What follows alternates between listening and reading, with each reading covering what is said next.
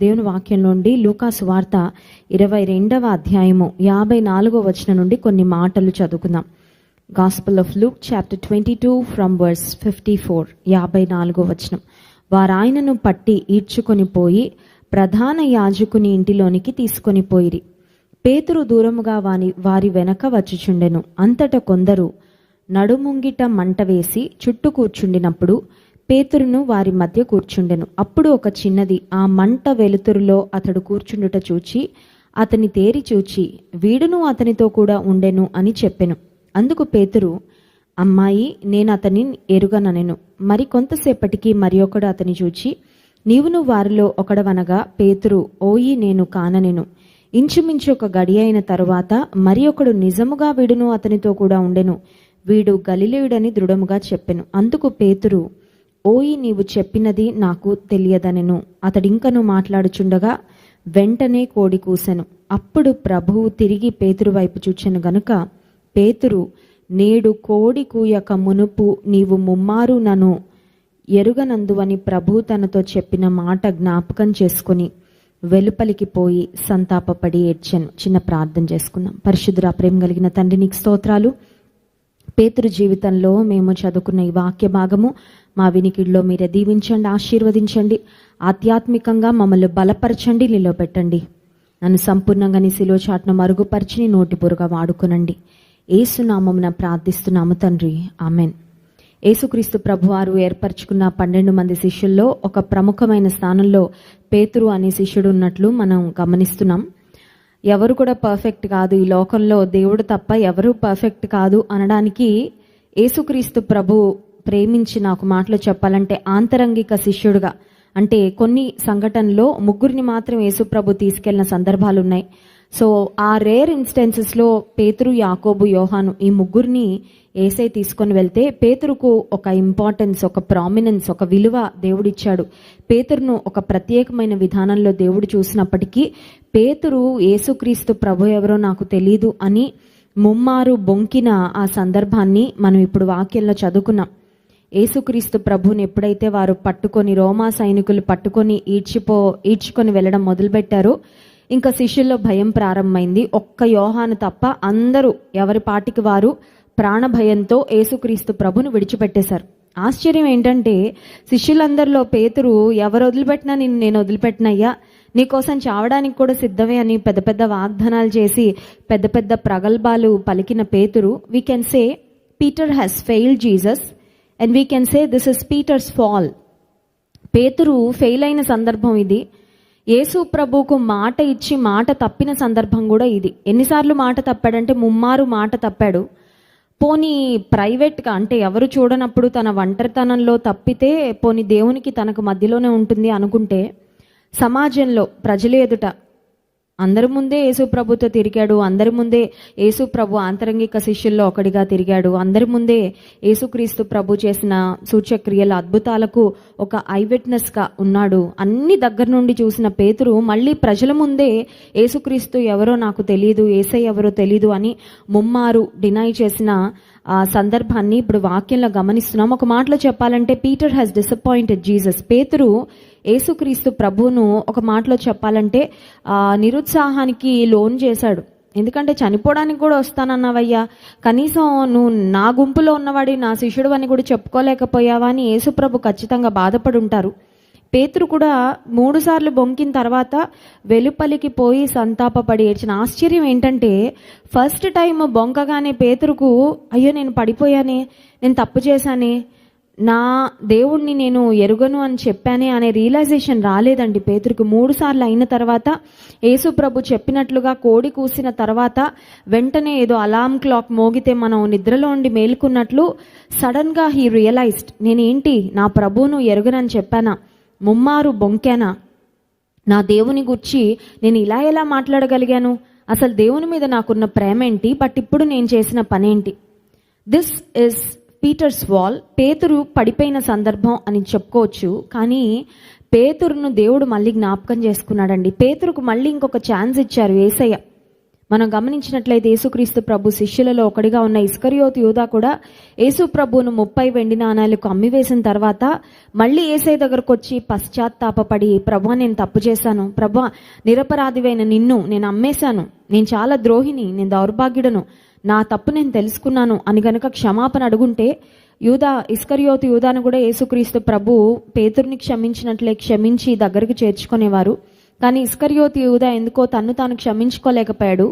ఆ ఫాల్ ఇంకా complete fall అయిపోయింది. ఇస్కరియోతు యూదా జీవితంలో పడ్డాడు, కింద పాపంలో పడ్డాడు, దేవునికి దూరం అయ్యాడు. ఆయన దూరం ఇంకా అలా అలా వందల వేల కొద్ది మైళ్ళు దూరం లాగా అయిపోయింది. కొన్నిసార్లు విశ్వాస జీవితంలో మనం పడిపోయే సందర్భాలు రావచ్చు. We may fall some times. కానీ దేవుని బిడ్డలంగా ఒకటి జ్ఞాపకం చేసుకోవాలి, నువ్వు పడినా నువ్వు తిరిగి లేచి నిలబడాలి అన్నది దేవుని చిత్తం. నువ్వు ఒకవేళ ఆ సమయానికి భయానికి లోనయ్యో, భావోద్వేగానికి లోనయ్యో, లేకపోతే లోకాకర్షణలకు లోనయ్యో, లేకపోతే మరొకరి ప్రభావం వలనలో, లేక నీ స్వకీయ దురాశల చేత ఈడవబడో ఆ సమయంలో ఒకవేళ తప్పు చేసినా, నేను ఎలాగో గుంటలో పడ్డాను కాబట్టి అండి ఇంకా జీవితకాలం అంతా గుంటలో ఉండిపోవాలనుకుంటున్నాను, డ్రైనేజ్లో పడ్డాను కాబట్టి ఇంక ఈ డ్రైనేజ్కే నా జీవితాన్ని అంకితం చేసుకుంటున్నాను అని ఎలా అయితే ఎవరు అనుకోరో, వెంటనే లేచి కడుక్కొని మళ్ళీ ఆ వస్త్రాలు తీసి పడవేసి శుభ్రపరచుకొని శుద్ధులుగా అవ్వాలని కోరుకుంటారో, తప్పిదం చేసినా తప్పిపోయినా తిరిగి లేవడం అనేది చాలా చాలా ప్రాముఖ్యం. యేసుక్రీస్తు ప్రభు చనిపోక ముందు, అంటే ఇంకా కొన్ని గంటల్లో ఆయన శిలువ మరణాన్ని పొందుతారు అన్న ఆ సమయంలో పేతురు యేసుక్రీస్తు ప్రభువును ఎరుగను అని ముమ్మారు బొంకినప్పటికీ పునరుత్థానుడై లేచిన తరువాత ఒక మాటలో చెప్పాలంటే దేవుడు రివెంజ్ తీర్చుకోవచ్చండి. పేతురు ముమ్మారు నేను తెలియనంటాడా? అందరి శిష్యులకు కనబడతాను కానీ పేతురుకు మాత్రం కనబడను. ఎందుకంటే తగిన శాస్త్రి జరగాలి పేతురుకి. He must learn, he must realise. పేతురు చేసిన తప్పిదానికి ప్రతిఫలం పొందుకోవాలి అని యేసు ప్రభు పేతురును పక్కన పెట్టలేదండి. ఒకసారి చూడండి, దేవుని వాక్యంలో మనం గమనిస్తే యోహాను సువార్త 21వ అధ్యాయము 15వ వచనం నుండి 14వ వచనం నుండి చదువుకుందాం. Gospel of John chapter 21 from verse 14. యేసు మృతుల్లో నుండి లేచిన తరువాత శిష్యులకు ప్రత్యక్షమైనది ఇది 3వసారి. వారు భోజనము చేసిన తర్వాత యేసు సీమోను పేతురును చూచి, యోహాను కుమారుడవైన సీమోను, వీరికంటే నీవు నన్ను ఎక్కువగా ప్రేమించుచున్నావా అని అడగగా అతడు, అవును ప్రభువా, నేను నిన్ను ప్రేమించుచున్నానని నీవే ఎరుగుదువని ఆయనతో చెప్పెను. యేసు ప్రభు చేస్తున్న conversation that it self shows that Jesus has forgiven Peter. పేతురు ముమ్మారు యేసు ప్రభు ఎవరో నాకు తెలియదు అని పబ్లిక్గా యేసయ్యను డిజోన్ చేసినప్పటికీ యేసయ్య పేతురును క్షమించారు అనడానికి నిదర్శనం ఏంటంటే, పునరుత్థానుడై లేచిన తర్వాత నా దర్శన భాగ్యం అందరికీ ఇస్తాను కానీ పేతురుకు మాత్రం ఇవ్వను, ఎందుకంటే నాతో పాటు తిరిగి అంత సన్నిహితంగా ఉండి మౌంట్ ఆఫ్ ట్రాన్స్ఫిగరేషన్ రూపాంతర కొండ మీద కూడా నా మహిమను చూశాడు, నా వెలుగును చూశాడు, నేను చేసిన అద్భుతాలన్నిటికీ ఫస్ట్ హ్యాండ్ విట్నెస్గా ఉన్నాడు, అయినా నన్ను ఎరుగను అని బొంకాడంటే ఈ పేతురుకు నేను బుద్ధి చెప్పాలని యేసయ్య అనుకోలేదు. కానీ పునరుత్థానుడై తిరిగి లేచిన తర్వాత తన శిష్యులకు ప్రత్యక్షమైన 3వ సందర్భంలో పేతురుతోనే this is a 1-on-1 dialogue that Jesus had with Peter. యేసు ప్రభుకు పేతురుకు వ్యక్తిగతంగా జరుగుతున్న ఒక సంభాషణ. మనకి ఎవరైనా ఇష్టం లేకపోతే మనం వారితో మాట్లాడడానికి కూడా ఇష్టపడం. చాలాసార్లు ఇలా వస్తుంటే ఇంకో దారిలో వెళ్ళిపోవాలనుకుంటాం, వారితో చూపు కలవాలని అని కూడా ఇష్టపడం కొన్నిసార్లు. లేకపోతే వాళ్ళకి ఇంక నాకు సంబంధం లేదండి, ఐఎమ్ డిస్కనెక్టెడ్, ఐఎమ్ డిటాచ్డ్ అని కొన్నిసార్లు కొంతమందితో మనకి ఇష్టం లేనప్పుడు ఇంకా వాళ్ళతో మాట్లాడడానికి కానీ వాళ్ళతో సంభాషణ చేయడానికి కానీ మనకి ఎలాంటి సుముఖత ఉండదు.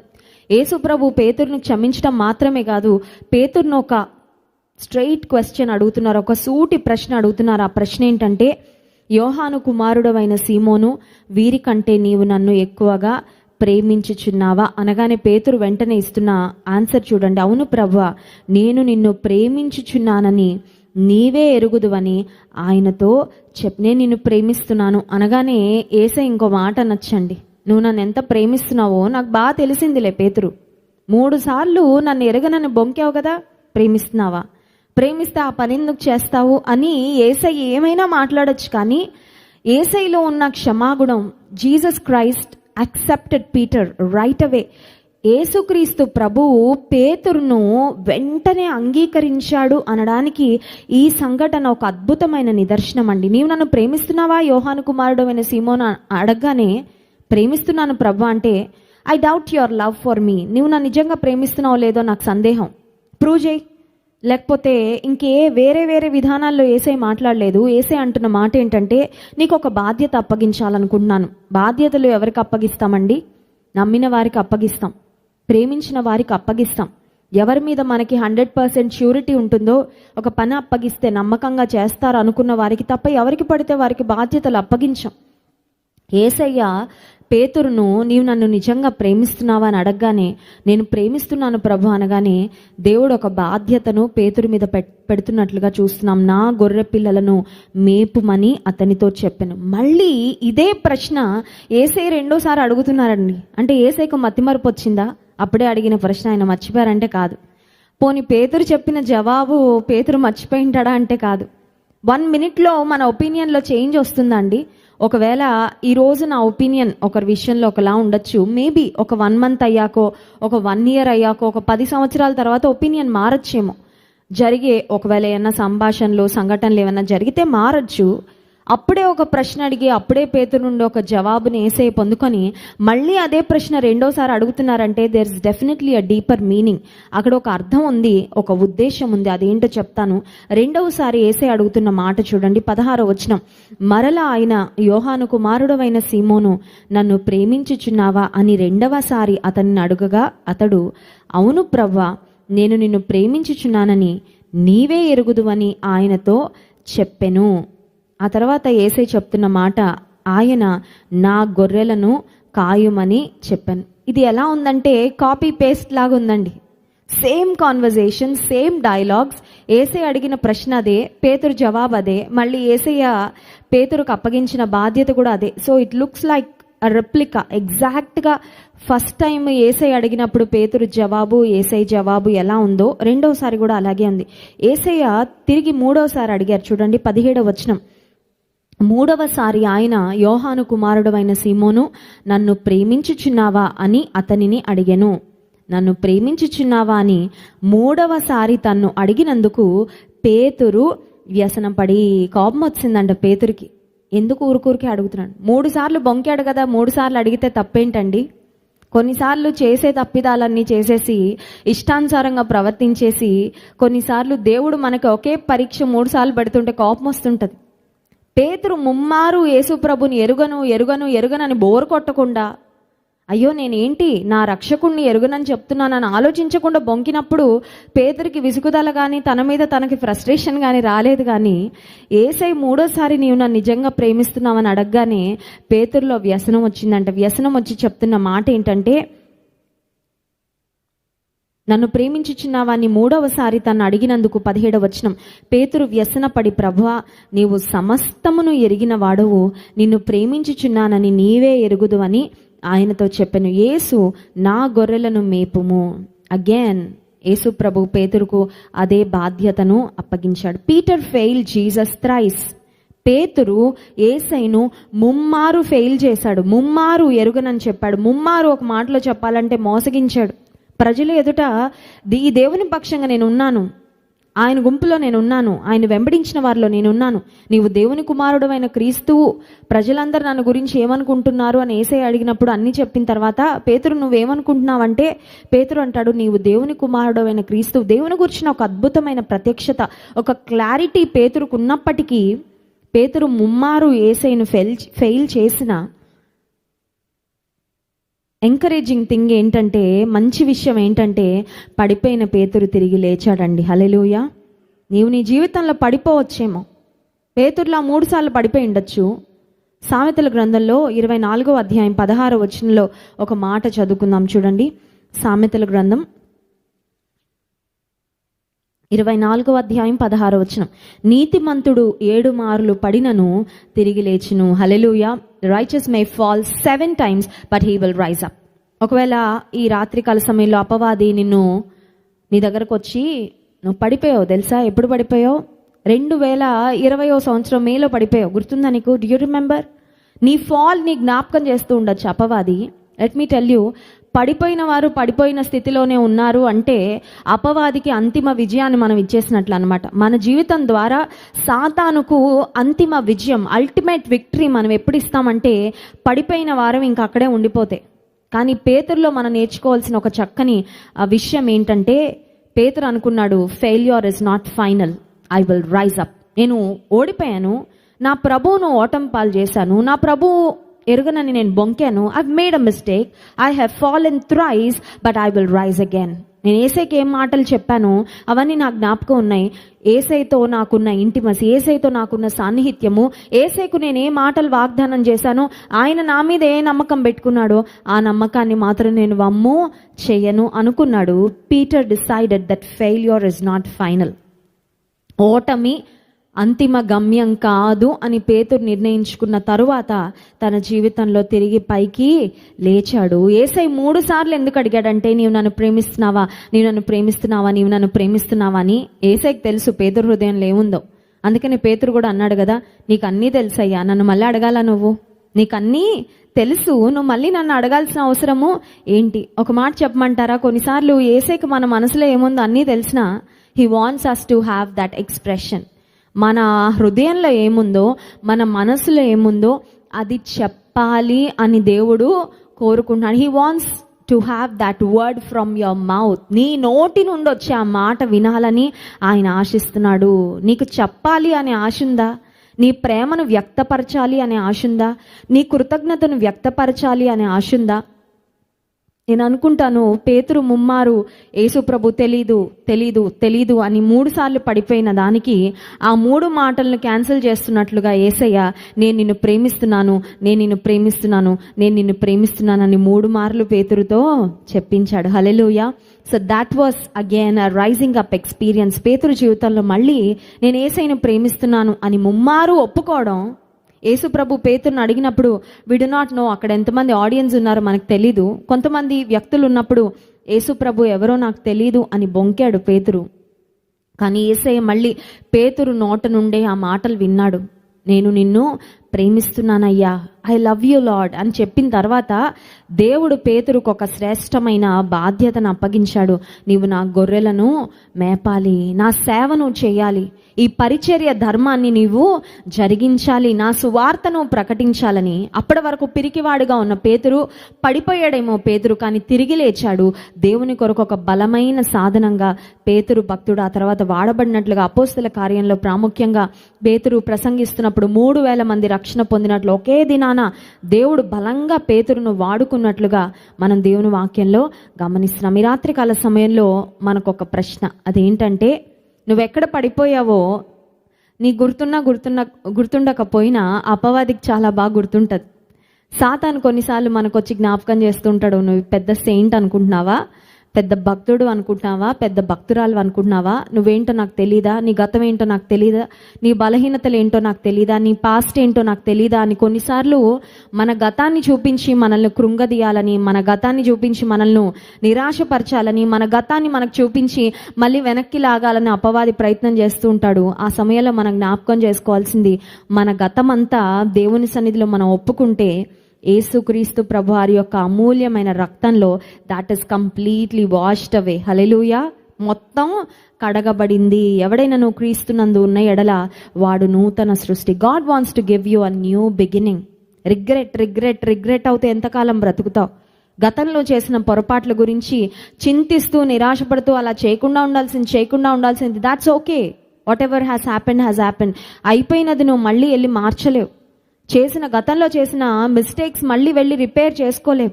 You can't go back in time. కాలంలో మళ్ళీ వెనక్కి వెళ్ళి మార్చుకోలేము. కానీ ఇప్పుడు నీ చేతిలో ఏముందో ఆలోచించు. ఇప్పుడు నీకు దేవుడు ఏం అవకాశాలు ఇచ్చారో ఆలోచించు. ఒకప్పుడు దేవుని ప్రేమిస్తున్నానని చెప్పి కూడా దేవునికి దూరంగా బ్రతికావేమో, కానీ ఇప్పుడు దేవా నిన్ను నేను ప్రేమిస్తున్నాను అని చెప్తున్న నీవు నీ ప్రేమను దేవుని పట్ల నేను ఎలా రుజువు చేసుకుంటానని ఆలోచించు.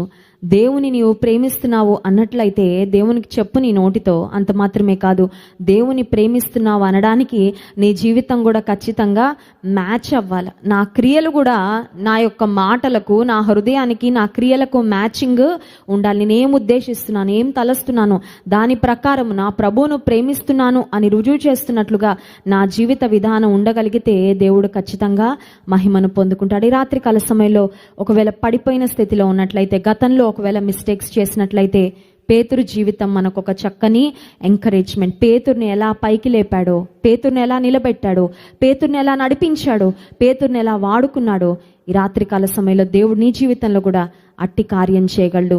విశ్వసిద్దాము, నమ్ముదాం. చిన్న ప్రార్థన చేసుకుందాం. పరిశుద్ధ ప్రేమ కలిగిన తండ్రి, నీకు స్తోత్రాలు.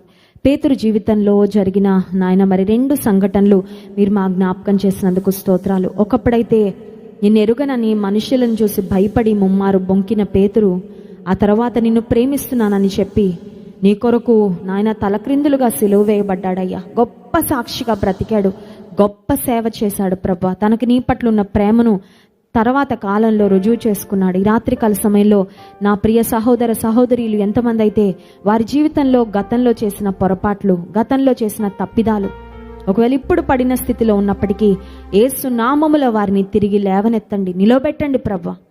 నీ కొరకు నిండైన ప్రేమతో, నిండైన హృదయంతో, సమర్పణతో ముందుకు వెళ్ళడానికి సహాయం చేయండి. విన్న వాక్యము మా హృదయాల్లో ఫలింపచేయండి. యేసు నామమున ప్రార్థిస్తున్నాము తండ్రి, ఆమేన్. లేచి నిలబడండి, దేవుని స్తుతించి ఆరాధించుకుందాం.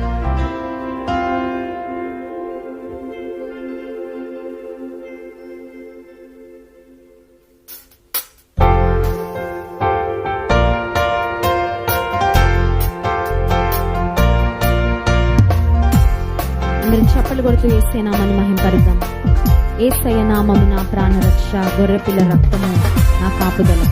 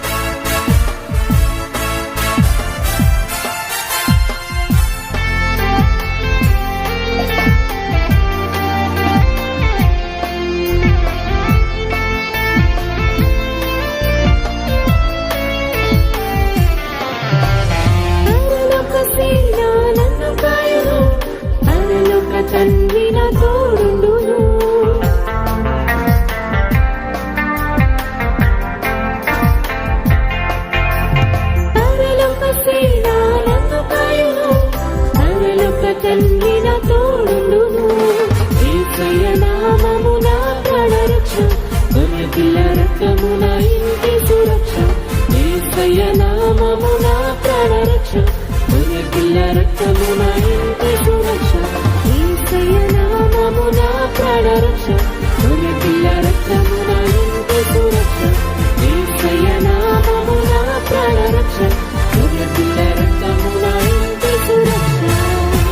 హల్లెలూయా.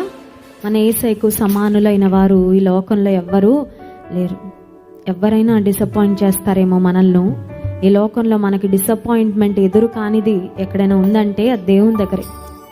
ఆయన ఇచ్చేవన్నీ పరిపూర్ణమైనవే. ఆయన చూపే ప్రేమ, ఆయన చూపే క్షమాపణ, ఆయన యాక్సెప్టెన్స్, ఆయన ఇచ్చే ఆశీర్వాదాలు అన్నీ సంపూర్ణమైనవే. ఈ రాత్రికాల సమయంలో నీకు సాటి అయిన వారు లేరయ్యా, నీతో సమానులు లేరు. యోగ్యత లేని నన్ను జ్ఞాపకం చేసుకున్నావు, మితి లేని ప్రేమను చూపిస్తూ నడిపిస్తున్నామని పాట పాడుతూ దేవుని మహింపరుద్దాం.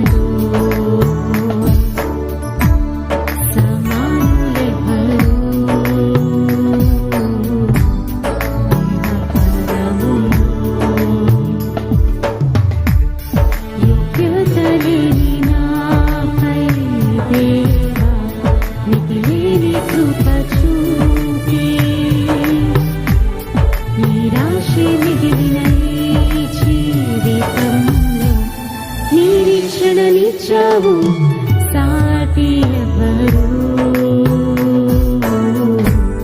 లేరు నీలలో, సమానులెవరు ఇహ పరములో.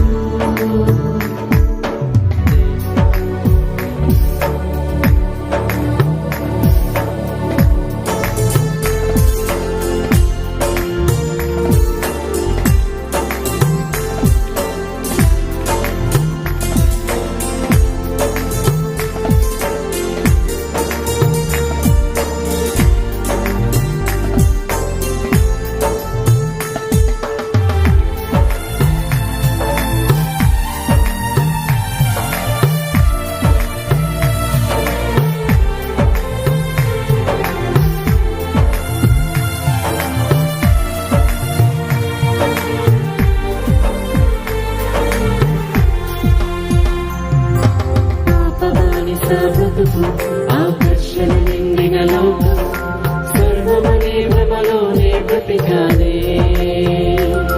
నీ వాక్యంతో సంధించి నా ఆత్మనేత్రములు తెరచి ప్రేమతో నన్ను ఆకర్షించావే. ఆకర్షణ నిండిన లోకం, సర్వమనే భ్రమలోనే బ్రతికానే. సంధించి నా ఆత్మనేత్రములు తెరచి ప్రేమతో నన్ను ఆకర్షించావే. దేవా నా కరములనెత్తి దేవా నిన్నే కీర్తించి దేవా నిన్నారాధింతును. దేవా నా కరములనెత్తి దేవా నిన్నే కీర్తించి దేవా నిన్నారాధింతును.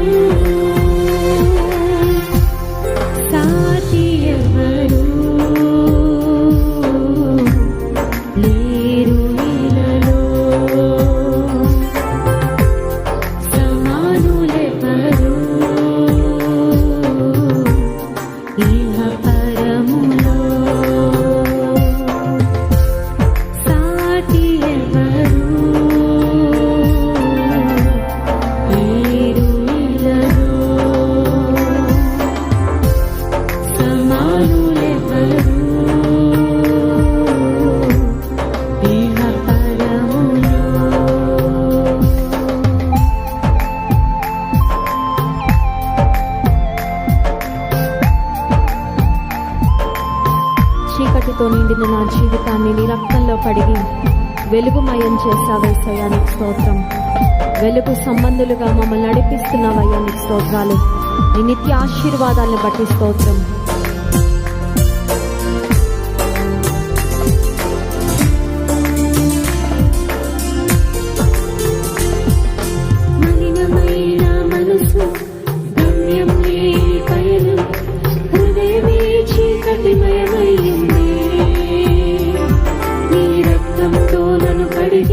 నాకు విడుదలను దయచేసి వెలుగుతో నాకు మార్గం చూపావే. మలినమైన మనసు గమ్యం లేని పయనం, హృదయమే చీకటిమయమైందే. నీ రక్తంతో నన్ను కడిగి నాకు విడుదలను దయచేసి వెలుగుతో నాకు మార్గం చూపావే. కరములనెత్తి దేవా నిన్నే కీర్తించి దేవా నిన్నారాధింతును. అందరం పాడదాం. నిన్నే కీర్తిస్తానయ్యా, నిన్నే ఆరాధిస్తా ఇస్తయ్యా.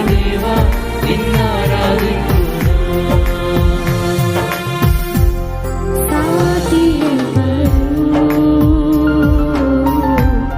లేరు ఇలాలో, సమానులెవరు ఇహ పరములో. సాటి ఎవరు లేరు ఇలాలో, సమానులెవరు ఇహ పరములో.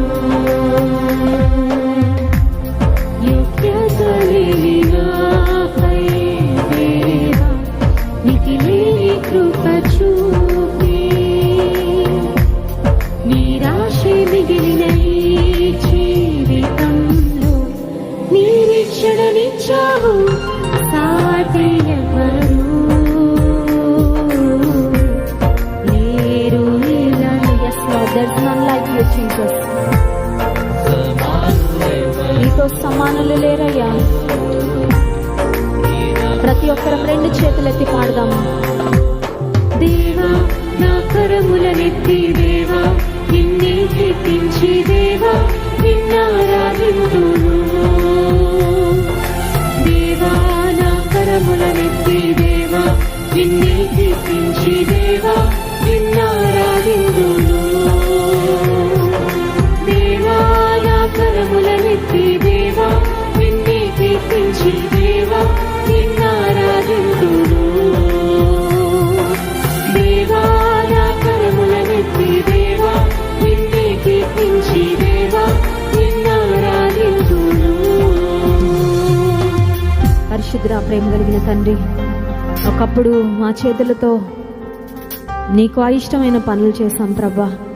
ఈ చేతులను శుద్ధి చేసావయ్యా, మా నోటిని శుద్ధి చేసావు ప్రభా, మా హృదయాలను శుద్ధి చేసావయ్యా. పరిశుద్ధమైన చేతులెత్తి పరిశుద్ధమైన నిన్ను ఆరాధించే కృపను ఈ రాత్రికాల సమయంలో మీరు మాకు ఇచ్చినందుకు స్తోత్రాలు. ఆత్మీయముగా భాగ్యవంతులంగా మమ్మల్ని చేసినందుకు వందనాలు ప్రభా. ఈ లోకంలో ఎన్ని ధనధాన్యాలు ఐశ్వర్యాలున్నా ఒకరోజు ఇవన్నీ విడిచిపెట్టి వెళ్ళాలయ్యా. కానీ ఈ లోకంలో మాకు శాశ్వతమైనది నీ ఒక్కడవే, నీ సన్నిధి ఒక్కటే, ఆధ్యాత్మిక దీవెనలు ఒక్కటే ప్రభా. ఈ రాత్రికాల సమయంలో ఆత్మీయ దీవెనలు సమకూర్చుకోవాలని, మా ఆత్మలో బలపరుచుకోవాలని, ఆత్మతో సత్యముతో నిన్ను ఆరాధించాలని, నిన్ను చూడాలని, నీ మాటలు వినాలని మేము వచ్చాం ప్రభా. మమ్మల్ని దృష్టించండి. మా ఆధ్యాత్మిక ఆకలిని దప్పికను తీర్చండి. నీ పరలోకపు మన్నాను ఈ రాత్రికాల సమయంలో నీ ప్రజలమైన మాకు కుమ్మరించండి అయ్యా. ఆనాడు ఇశ్రాయేలీలు అరణ్యంలో ప్రయాణం చేస్తున్నప్పుడు ప్రతిదినము నీ మన్నాను ఆకాశము నుండి నీవు కురిపించి వారి ఆకలిని తీర్చినట్లుగా ఈ దినాల్లో ప్రభా మమ్మల్ని ప్రేమించి పరలోకపు మన్నా అయిన నీ ఆత్మీయ ఆహారమును, వాక్యమును ప్రతిదినము మాకు అనుగ్రహిస్తూ మా ఆకలిని మీరు తీరుస్తున్నందుకు స్తోత్రాలు. ఈ ఆధ్యాత్మిక ఆహారాన్ని, నీ వాక్యాన్ని భుజిస్తున్న మేము ఆత్మలో బలము పొంది, ఆత్మలో ఎదిగి నీ కొరకు వాడబడడానికి సహాయం చేయండి ప్రభా. ఈ పరిచర్య ద్వారా ప్రతి రాత్రి ప్రతి దినము వెలువడుతున్న నీ వాక్యము అయ్యా అనేక మంది హృదయాలను తాకునట్లు, అనేక మందికి చేరునట్లు, అనేక మంది బ్రతుకులను మార్చినట్లు సహాయం చేయండి ప్రభా. ఈ పరిచర్య కొరకు ప్రార్థిస్తున్న వారిని, సహకరిస్తున్న వారిని, మాతో కలిసి ప్రయాసపడుతున్న ప్రతి బిడ్డను నీవే ఆశీర్వదించి బలపరచమని కోరుకుంటున్నామయ్యా. ఈ 120 రోజుల శక్తి గల ప్రార్థనలో పాల్పొందుతున్న ఏ ఒక్కరు కూడా నీ రాకడ ఎప్పుడొచ్చినప్పటికీ విడవబడిన గుంపులో ఉండకుండా ప్రభా, ఎత్తబడే గుంపులో నీ కొరకు ఆత్మీయమైన సంసిద్ధతతో బుద్ధిగల కన్యకల వలె మేము సిద్ధపాటు కలిగి ఉండడానికి సహాయం చేయండి. రాత్రికాల సమయంలో మీ దాసుని వాక్యమును అందించబోతుండగా మాతో మాట్లాడండి అయ్యా. పరిశుద్ధాత్మదేవా, మీరు కార్యం చేయండి. బండ మొండి హృదయాలను బద్దలు చేయండి అయ్యా. ఎంతో వాక్యం వింటున్నా ఇంకా మార్పు లేని హృదయాలు ఎవరైతే ఉంటున్నారో ప్రభు, వారందరినీ కనికరించి మాంసపు హృదయాలను, నీ వాక్యానికి స్పందించే హృదయాలను దయచేయండి. బలమైన నీ వాక్య ప్రవాహము మీరే అనుగ్రహించమని ప్రార్థన చేస్తూ ఈ రాత్రికాల సమయంలో అందించబడుతున్న సందేశము ద్వారా ఆత్మలో గొప్ప బలమును, దీవెనను, అభిషేకమును మేము పొందుకున్నట్లు సహాయము చేయమని ప్రతి ఆటంకమును యేసు నామములో కొట్టివేస్తున్నాం.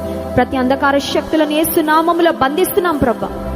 మాకు, మా కుటుంబాలకు, మా పరిచర్యకు, దైవజనులకు వ్యతిరేకంగా పనిచేస్తున్న ప్రతి సాతాను శక్తిని యేసు నామములో బంధిస్తున్నాం. నీకు విరోధముగా రూపించబడిన ఏ ఆయుధము వర్ధిల్లదని సెలవిచ్చినందుకు స్తోత్రాలయ్యా. నీ వాగ్దానాల్ని నీ ప్రజలమైన మా అందరి పట్ల నీవే నెరవేర్చి మహిమను పొందుమని ఘనత, మహిమ, ప్రభావములు మీకే చెల్లిస్తూ యేసుక్రీస్తు ప్రభువారి అతి శ్రేష్టమైన నామములో ఈ స్తుతి, ఆరాధన, ప్రార్థన మీకే సమర్పిస్తున్నాము తండ్రి. ఆమేన్.